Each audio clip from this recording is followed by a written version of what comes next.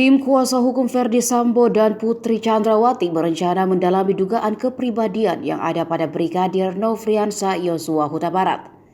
Rencananya itu pun sudah diutarakan kuasa hukum pada majelis hakim dalam persidangan hari ini.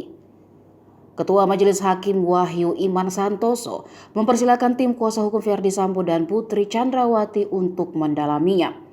Namun hakim meminta hal tersebut didalami nanti saat persidangan dengan agenda pemeriksaan saksi yang meringankan. Hakim mempersilahkan untuk menggali dugaan itu dan akan diberikan waktu, katanya dalam persidangan di Pengadilan Negeri Jakarta Selatan Selasa 8 November 2022. Namun Wahyu mengimbau kepada tim kuasa hukum Verdi Sambo dan Putri dalam sidang agenda pemeriksaan saksi-saksi yang dihadirkan jaksa harus berfokus terhadap berkas perkara pemeriksaan terkait kasus pembunuhan Yosua dan tidak menggali di luar dari berkas.